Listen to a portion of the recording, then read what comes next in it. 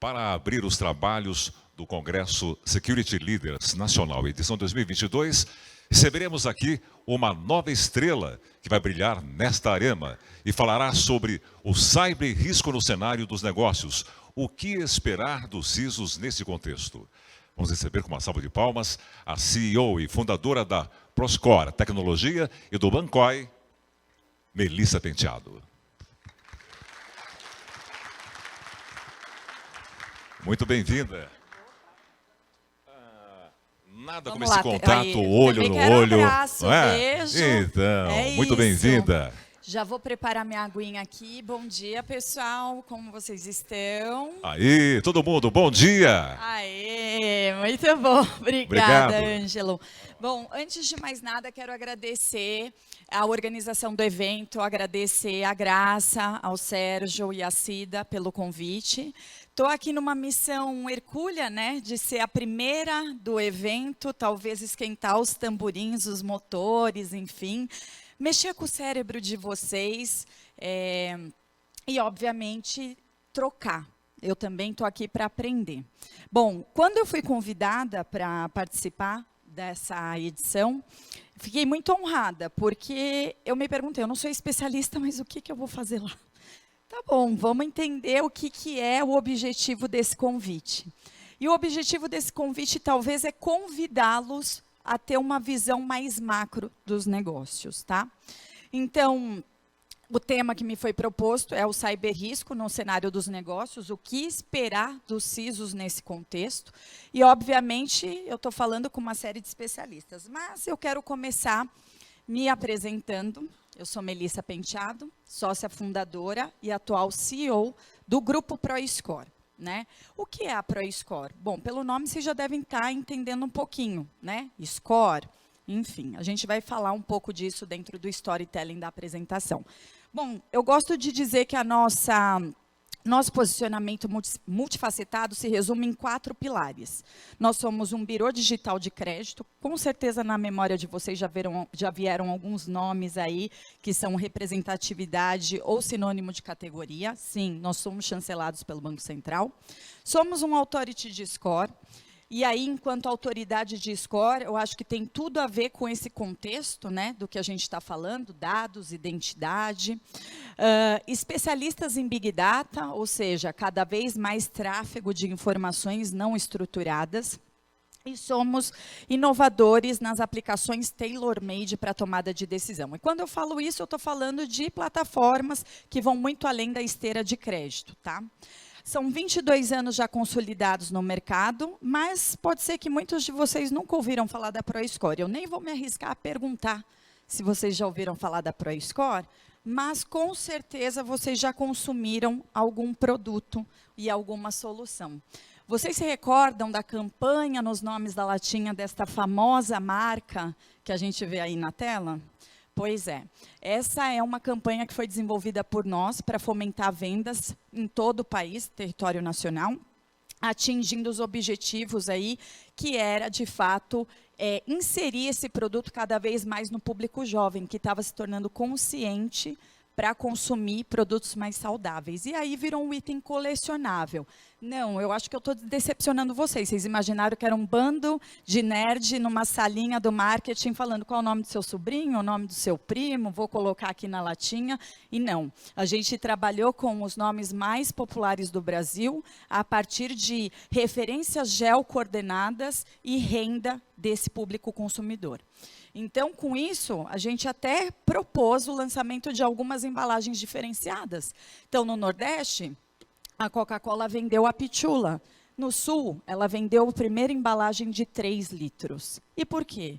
Por causa do poder de renda e o poder de compras do consumidor. Tá? Bom, isso é só para a gente fazer uma introdução, porque no fim do dia eu vim aqui para traduzir para vocês o chapéu da visão holística. Eu não sou especialista em segurança da informação, eu não sou desenvolvedora, não sou DevOps, eu não sou DBA, mas o que eu venho comentar com vocês e convidá-los é ter a visão do outro lado da mesa, né? E essa visão do outro lado da mesa, ela precisa ser muito consciente, né? Todo CEO mesmo não sendo um especialista, ele pode não conhecer de todos os detalhes do processo. A gente até ouve assim, nossa, é o último a saber da história, não é assim? Olha, fui traído, fui a última a ficar sabendo. Basicamente, por que eu trago isso como consciência? O CEO pode não ter o conhecimento técnico que vocês têm, e pode não ter o conhecimento de processos de ponta a ponta. Mas uma coisa eu vou dizer para vocês. É desafiador, mas o CEO sabe o que não pode acontecer. Então, por exclusão, se eu sei o que não pode acontecer, eu sei quais são as métricas, quais são as medidas protetivas para que a minha marca, para que a minha empresa, para que os meus colaboradores não sofram represália. Nesse processo, a gente tem uma série de desafios. Eu estou falando que eu sou inserida no ecossistema de dados, trabalho com score, trabalho com uma série de adequações regulatórias e legislativas. Então, compartilhando um pouquinho com vocês do meu dia a dia. Eu olho todos os dias para a segurança da informação. Claramente, se eu trabalho com banco de dados estruturado ou não dos órgãos oficiais, eu tenho que trabalhar com cibersegurança. Eu tenho que ter atenção às adequações regulatórias e legislativas. Uma delas é a LGPD, e eu vou deixar para os meus colegas especialistas, eu sei que a Patrícia Peck vai estar aqui no evento também, falando sobre essa diferenciação de mercado, por que é tão importante estar aí compliance com todo esse movimento, e aí eu volto aqui depois para explicar um pouquinho sobre órgãos de proteção ao crédito. Temos que estar atento ao atendimento ao consumidor, isso não é novidade para ninguém, né? Quanto mais interface com o público consumidor, eu tenho o cliente do meu cliente, que eu preciso estar atento. Então, tem adequações técnicas, de interface, de experiência, de como eu, de fato, posso trazer dúvidas, esclarecimentos de forma segura. Bom, claro, tudo isso sobre um grande guarda-chuva, né, que é a governança. Eu não posso falar de nenhum desses desafios sem pensar em governança. E claramente tem outros que eu não tenho gerência. A escassez de mão de obra, né? Eu nem vou trazer números hoje, porque também os especialistas vão trazer dados do Fórum Econômico Mundial, dados específicos sobre prejuízos cibernéticos na América Latina, e eu não tenho pretensão de fazê-lo, porque a verdade é que a gente sabe que segurança cibernética, e aí eu vou falar, todos os malwares, todos os vírus, etc., já foram elencados como 7, não é das maravilhas do mundo, dos principais riscos do mundo. Infelizmente, a gente já vê que a guerra, mas não é territorial. A guerra também é cibernética. Quando a gente fala de Ucrânia e Rússia, a gente lida com esses problemas. Mas quem sou eu na fila do pão? Né? Hoje a gente está aqui começando o evento e eu quero fazer uma pergunta. Eu estou falando com especialistas, concordam? Quantos especialistas aqui são empreendedores? Por favor, levantem as mãos. Alguns poucos. Provavelmente vocês também sentem a dor no calo aí, o calo do sapato aperta, como o próprio Sérgio comentou, por essa visão que eu estou convidando vocês. De fato, vocês devem ser também intraempreendedores. Mas até para eu sentir um pouco mais de vocês, se vocês são tão especialistas, cada um, obviamente, no seu nicho, quantos de vocês já sofreram alguma fraude ou algum golpe? Vamos na sinceridade, minha gente, que nós somos...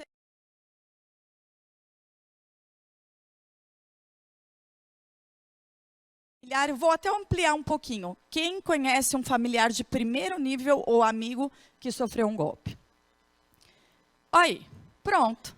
Já estamos falando com todo mundo, quem está na internet também levantou a mão. Então, aqui não é realidade, não importa eu estar no chapéu de CEO, falar que eu faço e não viver o que eu falo. É isso que é a realidade que nos impõe. Voltando à questão do proteção ao crédito. O que é um órgão de proteção ao crédito? Proteger o crédito significa ter a outorga do órgão regulador para centralizar informações de inadimplência de pessoas físicas e jurídicas. Eu não estou aqui para fazer jabá, mas tem um cunho proposital atrás disso, que se chama prevenir riscos sistêmicos. aí eu acho que eu realmente mereço estar nesse palco falando com vocês. Então, óbvio, a gente vê nesses 22 anos de empresa, uma revolução tecnológica muito grande. E essa revolução tecnológica nos trouxe ao momento de agora. Agora, tudo é tech. É fintech, é retail tech, é nanotech, é biotech, que outro tech que vocês querem colocar na mesa, né? Legal tech, cybertech, enfim, né? Fraud tech, ID techs, e aí vai, agrotech, enfim.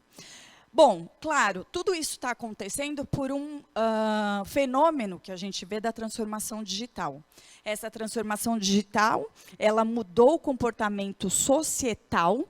Então, nós, enquanto consumidores, estamos aceitando cada vez mais transações, negociações de forma que cheguem no nosso device à distância de um clique. E isso tem transformado todo um processo cultural e econômico. Concordam comigo? Até aqui estamos juntos? Se tudo é tech, o que mais que aconteceu que virou tech? As crime techs.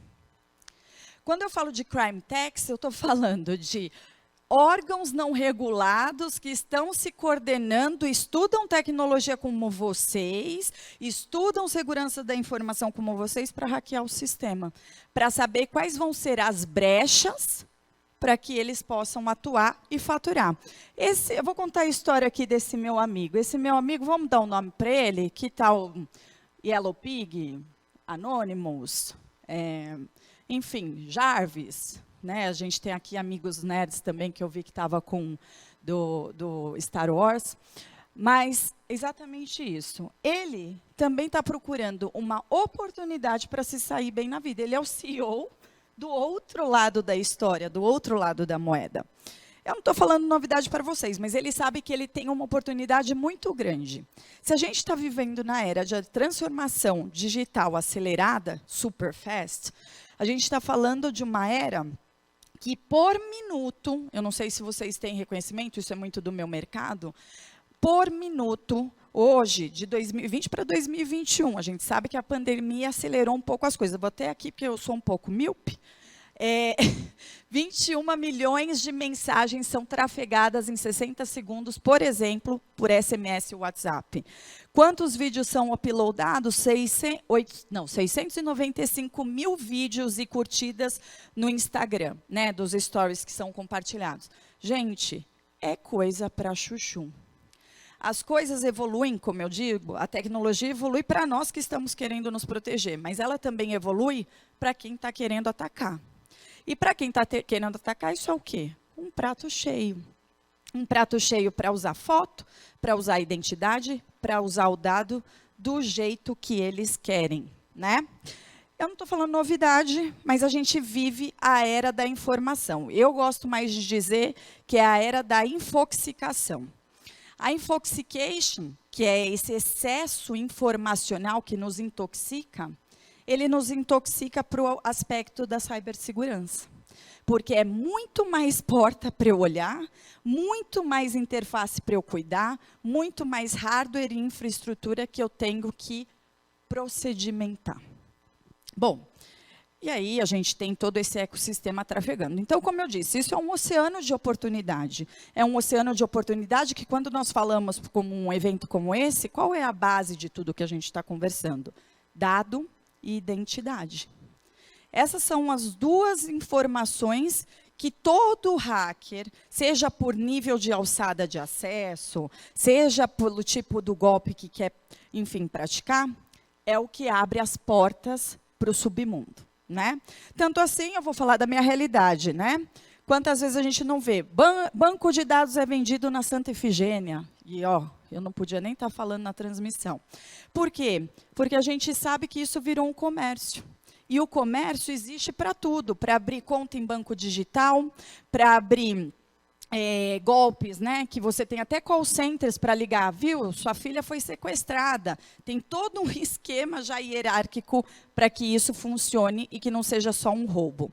E a verdade é que, se a gente está atento e eles estão atentos, eles têm todo um protocolo que a gente tem que entender como ambiente hostil, mas que eles sabem onde está a brecha. E quando descobre a brecha, é uma vez só. Eles querem você. Eles querem a sua empresa. Se eles vão ganhar 1 centavo, 1 milhão, é tudo questão de oportunidade. Qual que é a expectativa do nosso dia a dia? Nós, enquanto aqui profissionais da área de segurança da informação, de tecnologia, de cibersegurança, o que a gente quer no dia a dia? Um screening perfeito. Garantir o SLA. O que você quer no fim do dia? Fazendo aí os pen testes e tudo? Não tem nenhuma vulnerabilidade. Não tem nenhum problema. Essa é a realidade? Não, a gente quer ir às 5 estrelinhas, mas essa não é a realidade. Muitas vezes a gente vai se deparar com o quê? Com vários alertas, com várias não conformidades. E por quê? Porque a tecnologia evolui o tempo todo e a gente tem a criatividade humana, que ela, obviamente, é muito melhor do que a própria inteligência artificial para gerar sinapse. Então, se a gente tem que estar atento o tempo todo, e esse processo do PDCA que vocês conhecem muito bem de melhoria contínua, eu diria que a preocupação é muito mais postural. Não adianta eu fazer um pen test, não adianta fazer um risk assessment, não adianta eu só fazer tudo isso. Isso, para mim, é protocolar. Isso é fazer, sabe, quando a gente coloca nas coxas. E o nas coxas não resolve o problema da empresa. Eu cumpri o meu papel, eu cumpri aqui as minhas atribuições das minhas funções, e isso resolveu o problema. Não. Senhoras e senhores, não resolveu. Porque quando a gente está sendo atacado, o sorria, você está sendo filmado, não funciona. Não tem nenhum avisinho prévio falando, sorria, você está sendo hackeado. Sorria, seu banco de dados está sendo roubado. Sorria, prepare a sua conta bancária para pagar o sequestro aqui de todas as senhas. Não tem isso. E como não tem isso, não tem aviso prévio, não tem dia escolhido, né? Pode ser na Black Friday, pode ser no Natal, pode ser no dia que não tem nenhuma data comemorativa comercial acontecendo. Como analisar a cena do crime? Onde está a cena do crime? A cena do crime, muitas vezes, e vocês sabem bem, está nas pessoas.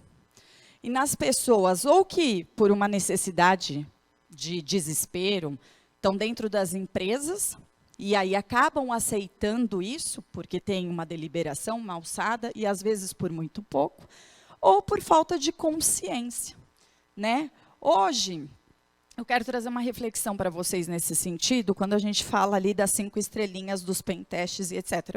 Eu recebo uma variedade de relatórios. Olha, você precisa investir, da minha área de compliance, tanto para mudar aqui a parte de firewall, de infraestrutura, de camada WAF, que entra ali nas plataformas de desenvolvimento e etc. Bacana. Como eu disse, CEO não tem a tecnicidade. Estou entendendo o que é necessário fazer. Mas por que é necessário fazer? Quando a gente entende os porquês e para quês, fica mais claro. E a reflexão que eu trago para os meus colaboradores é sempre essa. Vocês já pegaram... Todo mundo bebe água aqui, né? Todo mundo bebe água todos os dias? Vocês já pegaram a análise da água que chega na tua casa? Alguém já teve a curiosidade de pegar? Nossa, tem cálcio, tem isso. Qual que é o SLA que está dentro da análise da água da nossa casa? Vocês já olharam? 99,8% de salubridade.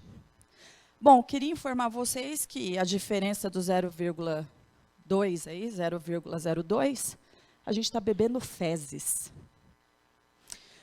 Aí o que a gente faz? Está bebendo fezes. Meu Deus do céu, não adianta. É para dar o quê? Uma diarreia, uma disenteria, pegou um dia mal, o sistema imunológico não está bom, ferrou.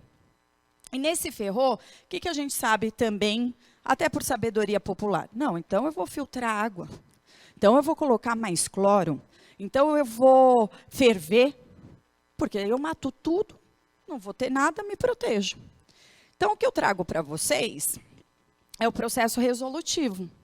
É o conjunto da obra. O que é o conjunto da obra? Não adianta eu só ter um SLA, um pentest, amanhã tem uma nova tecnologia que surgiu, que eu não me adaptei, amanhã tem um novo usuário que descobriu um erro ali na minha aplicação, na minha plataforma, um outro que descobriu que tem um clique que eu dou errado e isso vira uma brecha, um funcionário novo que não foi bem treinado, que eu não tenho confiança, e mais. Um funcionário que deixou no post-it a senha. E eu digo além, tá, gente? Não tem essa história do zero trust, que todo mundo fala, é confiança zero, todo mundo tem que ter alçada e treinamento igual. Por quê? Porque eu busco maior, né, um crachá que abre as portas de tudo. E a verdade é isso, às vezes o erro não está nem no funcionário que é o especialista, está até no CEO, que não entendeu as boas práticas do mundo que ele vive atualmente. Ou porque ele já é uma geração mais antiga, não se adaptou e etc. E quando chega na nossa mesa para resolver esse problema, o problema já virou um elefante branco. E ele vira um elefante branco por quê? Porque não dá mais para esconder. Ou vai parar na mídia, quando é um caso, a gente pode citar alguns públicos, o último caso aí de um varejista grande, que é a Renner, né? Que todo mundo sabe o quanto isso reverbera e se desdobra em problemas reputacionais, cai ação na bolsa, as pessoas cancelam o cartão da empresa, não compram mais lá porque entendem que tudo foi fraudado. Então, quando eu falo de elefante branco, não adianta eu pintar para disfarçar? Ele não cabe do armário para eu esconder, fingir que não é problema meu? Não adianta. Eu preciso resolver. E aí é aquele ditado popular, né? O que não tem remédio, remediado está. E muitos colegas empreendedores e empresários, infelizmente, só vão dar atenção para o tema quando dói no bolso. E quando dói no bolso, já é tarde demais. A empresa já quebrou. E aí, meus amigos, eu falo uma coisa. Se a empresa não vai bem, os empregos gerados por ela também não vão. Então, o risco não é só da plataforma e do dado. O risco é da cadeira de cada um de vocês. Então, esse convite que eu faço é para vocês entenderem o que é o score. Vou apresentar para vocês o score. Quem já fez consulta do seu próprio score aqui? Ó, que maravilha. Comprar um carro, financiar uma moto, está todo mundo aí descolado, né? Bom, eu vou falar outra novidade. O score não é só para crédito. O score, ele é uma grande ferramenta para tomada de decisão. Então, obviamente, um anglicismo aí, né, que significa pontuação, é uma metodologia matemática que permite recortar uma série de atributos, de métricas. Para quê? Para que eu consiga analisar insights, formalizar e formular estratégias e alcançar os objetivos. Existe o score de QIC, existe o score de compliance, existe o score de cobrança, existe o score de propensão a vendas, e existe o score de cibersegurança. Nas empresas de vocês já praticam o score de cibersegurança? Olha que bacana. Bom, a verdade é que o score ele é multifacetado, ele tem uma definição muito mais ampla do que o próprio crédito e ele tem que estar na mesa sendo discutido todos os dias. Não dá para contar com a sorte, né? Eu brinco aqui que ação é diferente de superstição, né? Pode pôr o trevo na sala, a ferradura, o rabinho do coelho, já nem sei mais o que tem, entendeu? O santinho não vai bloquear o hacker do dia que ele quer pegar você como bode expiatório. E aí a gente tem uma diferença e uma divergência de entendimento entre moral e ética. Moral é o que nos difere de quem quer fazer o uso de tudo isso que eu falei para outra finalidade que não bem coletivo. A ética é aquele sorria, eu estou sendo filmado. Então, é um pouco disso que a gente vive no limítrofe, né? Então, nossa, tem o radar. Se o radar está ali, eu não vou passar dos 60 por hora. Mas se não tem radar, ninguém está olhando. Então, eu vou aqui no 65, no 80, no 100, porque ninguém está olhando. Essa é a diferença da moral e da ética, que é algo que vocês têm que refletir constantemente. Bom, vou apresentar para vocês a jornada da consolidação da empresa no mercado. Provavelmente vocês já viram essa metáfora do motorista, do carro e da estrada. Já viram? Já ouviram? Não? Não adianta você ter uma boa estrada, sem buraco, se você não tem carro e não tem motorista. Vai ficar bonito ali para inglês ver. Não adianta você ter um bom carro, uma Ferrari, né? A gente faz ali referência, se está tudo esburacado, eu não consigo performar. E não adianta eu ter o carro bom e a estrada boa se a pessoa não sabe dirigir, se o motorista não sabe conduzir. E se ele não sabe conduzir, a gente não consegue entender a jornada de perenidade da empresa. Aí eu apresento para vocês a famosa tríade que vocês já conhecem. Obviamente, eu vou chover no molhado agora. O que é a famosa tríade? Pessoas, processos e tecnologia. Uma referência que eu faço é pessoas, motorista. O motorista pode ser o CEO, o motorista pode ser o head de uma área, um diretor, pode ser um analista, um trainee, um estagiário. Ele é o motorista para aquele processo e para aquela função que ele foi atribuído. Processos. A gente está falando do carro. Como eu formalizo, como eu treino, como eu comunico, como eu tenho todo esse arcabouço que eu gosto de chamar de enxoval jurídico. Esse enxoval é lindo, né? Enxoval jurídico para trazer as informações. Então, eu assino um lindo código de ética, um lindo NDA, eu assino uma série de coisas. Mas e aí? Qual é a tecnologia? Como que eu falo com essas pessoas? Como que eu pratico todas essas ideias? Bom, eu brinco o seguinte, que, obviamente, se a tecnologia é a estrada e ela é a ponte, o dado é a bússola. E se o dado é a bússola, a gente só vai conseguir, enquanto responsáveis, né, por decidir até vidas, a eficiência financeira e operacional das empresas, se eu olhar o conjunto da obra. O conjunto da obra, quando eu falo, nenhuma empresa nasceu aqui para durar 2 dias, para durar 2 meses. As empresas, elas querem ser perenes, consolidadas e lucrativas. E essa estrada começa dentro de casa. Começa olhando todos esses pins, essas flags que a gente tem. Então, quando eu embandeiro o caminho, fica muito mais fácil de eu voltar para onde eu preciso, para onde eu descubro que tem uma ineficiência. E dentro desse processo do conjunto da obra, não adianta eu só falar com o time de infraestrutura, não adianta eu só falar com o time de desenvolvimento, não adianta eu só falar com a área de customer experience, não adianta eu falar só com a parte de serviço de atendimento, não adianta. Eu tenho que olhar o conjunto da obra. E o conjunto da obra é igual uma cebola. A gente tem que resolver em camadas. Resolver em camadas é aonde eu vou ter os dados necessários para tomar a melhor resolução. Por quê? Cada empresa tem um porte e cada empresa tem um apetite de risco. Já viram aquelas empresas, provavelmente, se vocês prestam serviço ou estão em empresa, falam, nossa, nem colocaram aqui no planejamento estratégico investimento em data center esse ano, em novas camadas, em backups, enfim, tudo que é necessário para você manter ali o serviço ativo e seguro. Mas, às vezes, o apetite de risco da empresa é esse mesmo, né? Eu ganho tanto que eu não preciso nem investir, que não vai me dar prejuízo. Até o dia que vai doer no bolso e a empresa não tem como contornar. Tá? E aí eu volto na questão de matriz de segurança. Olhando para todos esses aspectos que a gente falou de dado, identidade, alçadas, acessos, compliance, governança, staff, e o staff envolve o CEO, envolve a diretoria, envolve o board, dentro da VPN, fora da VPN, no home office, no device que está acessando, não importa. As camadas, elas têm que estar congruentes, a gente tem que trabalhar de forma coordenada. Por isso, não adianta vocês falarem securities com o CEO, nem com o board. É igual a gente fala do juridiquês, que às vezes vem, né, o caput dessa resolução precisa disso. Não, a gente tem que falar gente como a gente. Ó, é o seguinte, sabe o problema ali do Pix? Eu sou do Papo Reto, quem não me conhece está conhecendo hoje. Eu sou do Papo Reto. Sabe o problema do Pix? Aquele que tentaram sequestrar? Então, se você não fizer isso, por A, por B, por C, por essa métrica, a empresa vai ter um problema, porque vai acontecer e pronto. Você já vai encaixando as peças. E aí eu volto num ponto que eu gosto muito de trazer. Cientificar é diferente de conscientizar. O ser humano aprende por forma lúdica.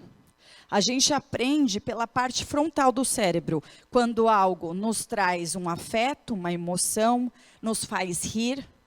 Então, não adianta eu fazer um texto, lê aí na internet, dá o ok, põe alguém para falar do jurídico, põe alguém para fazer... Não vai resolver. Gente, tem que ter uma consciência coletiva, porque no fim do dia, todo mundo está no mesmo barco.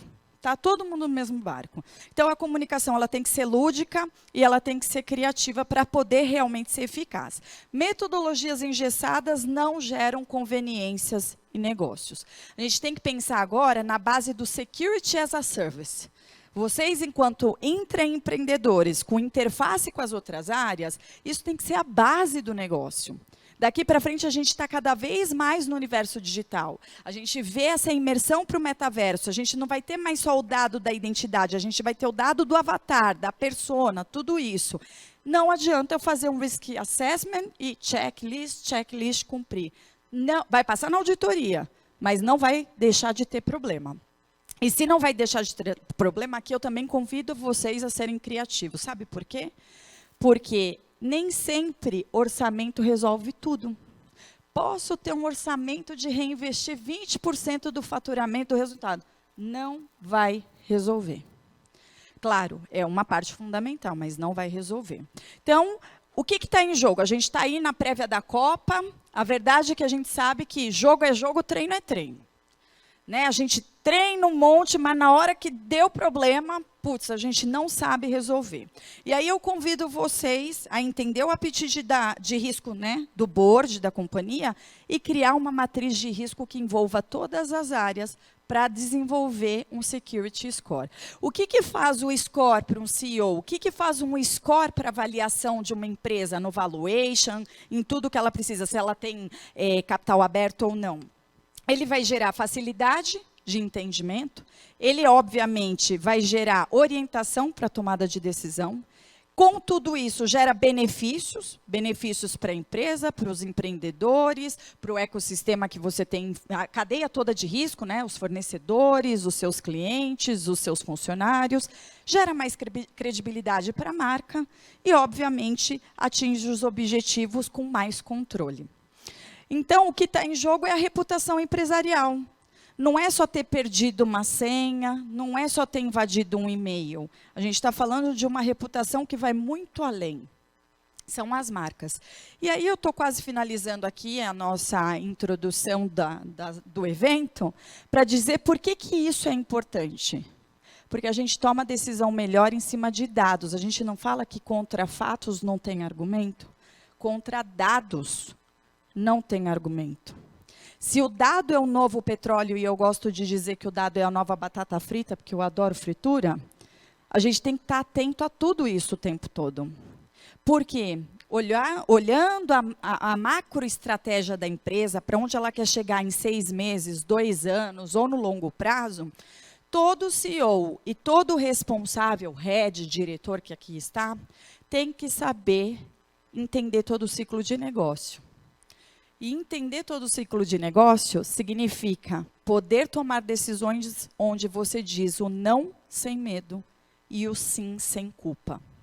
Eu vou dizer não para algumas estratégias, sim para outras, com muito mais conhecimento. E eu fecho aqui dizendo que a revolução tecnológica não vai parar.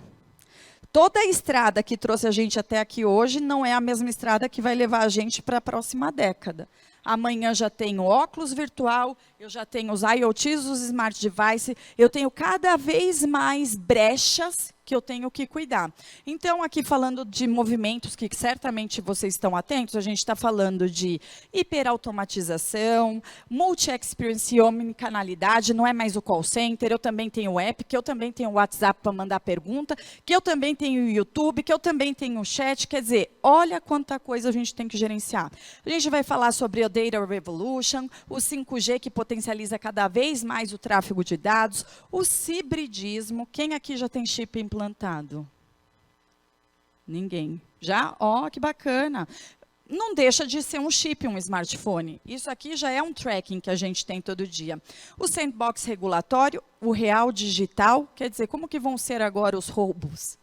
Né? Se ele não é mais da carteira física, é da carteira lógica.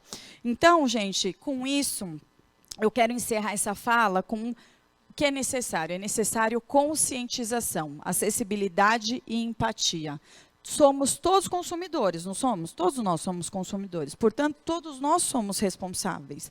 Então, a segurança da empresa, ela começa pela nossa consciência cultural enquanto cidadãos e enquanto intraempreendedores, porque ninguém quer sofrer golpe, ninguém quer ter um problema de engenharia social, ninguém quer lidar com prejuízos. E, obviamente, eu vou puxar um pouquinho da sardinha para o meu ecossistema, porque, no fim das contas, o que é tech, o Score conecta. Todo tipo de score. Gente, é assim que eu finalizo. Desejo um bom evento para vocês e obrigada novamente pelo convite. Aqui estão os meus contatos, caso vocês queiram me contatar. Alô, alô, som para mim aqui. Melissa, eu sei que o tempo é o nosso maior desafio aqui, né? Principalmente o meu. Mas eu fico bastante angustiada quando vejo chegar muitas perguntas. E eu queria aproveitar, primeiro, para agradecer o pessoal do online, sempre contribuindo bastante.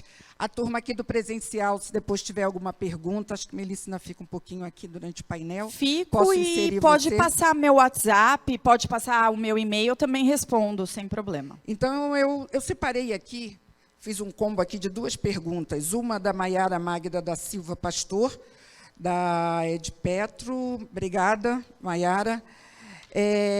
Melissa, o maior dano em caráter de incidente de segurança, na sua visão, é o reputacional?